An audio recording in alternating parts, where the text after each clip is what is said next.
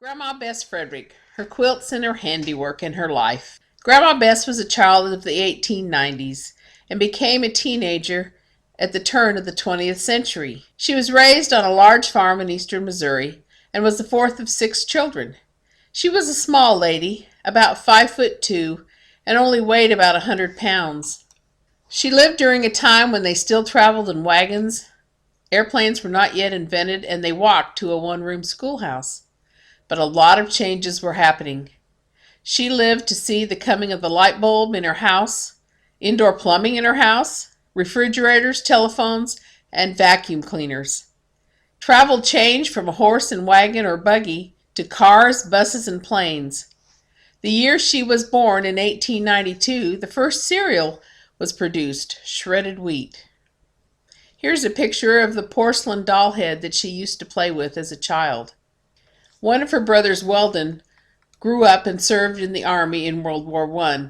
He was severely wounded in France but recovered and returned home at the end of the war. In 1912, at the age of 20, Bess married John Frederick at the Andrew Chapel Methodist Church. He was 4 years older than she was. They had been farm neighbors and grew up in the same area of Marion County, Missouri. They rented a large farm in the same area as their families, and their two children, Howard, my father, and his younger sister, Laverne, were born there. John was busy running a very large farm. Bess cooked large meals on a wood stove for her family and farmhands. She would bake her own bread, and she had a reputation of being a wonderful cook and housekeeper. She also raised a large flock of chickens and raised a large garden. Without electricity or TV, they made their own entertainment by visiting neighbors, going to box socials, and occasional trips to town. They bought their first car in 1918, which was a Rio touring car that seated 8, and the top could fold down. Grandma Bess worked hard with her hands to make tablecloths and towels to make her home beautiful. Here are some of her embroidered tablecloths. Here are some other ones that she had made and stitched, along with some of her priceless dishes that are in my possession. One thing Grandma Bess was known for was her beautiful quilts. She would make them from scraps of fabric. Some of these quilts are over 100 years old. Here's a picture of her star quilt that she made. Here's her Dresden quilt. Look at the symmetry of that. Isn't it beautiful? She also would applique material on quilts and make patterns and flowers, and then she would quilt them. Here's a bedspread quilt that she had appliqued. This is the wedding ring quilt that she made. My grandparents moved in 1921 from Missouri to Nebraska to farm and lived there for about 20 years. They moved to Utah during World War II in the 1940s, following my parents who had already moved there. They never joined the church but lived in Ogden, Utah. Grandpa John worked at the Army Depot in Ogden, Utah until he retired in 1958. Then John became the superintendent and janitor of the Methodist Church in Ogden, and they lived there in a basement apartment. I can remember many visits going to that apartment. In 1947, Utah celebrated their centennial, and for the 100th celebration of the pioneers coming to Utah, Grandma Bess created a wonderful embroidered quilt with many blocks representing scenes from the Utah history.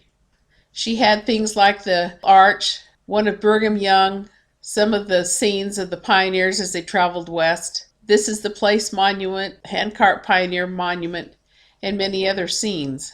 Of course, she also had the Tabernacle and the Salt Lake Temple, the Lion House, and many things. It's a beautiful quilt, and I treasure it dearly.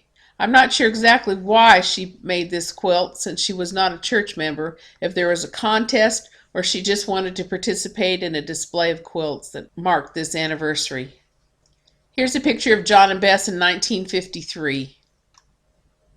In 1962, they celebrated their 50th wedding anniversary. I remember as about a 7-year-old child going down to Utah not long before Christmas for the celebration. Here's a picture of Grandpa and Grandma Frederick with their grandchildren in 1962. They had grandchildren through my father, and they had my sister LaDonna, my brother Richard, my brother Mick, and then me in the front. I have some good memories of my grandparents. They lived in Ogden, Utah all of my life, and we made frequent trips to visit them. After they retired from the Methodist Church, they bought a small home in Ogden, and there they lived. When they came to visit us, I can remember them dressing up in a suit and a tie and a dress to fly.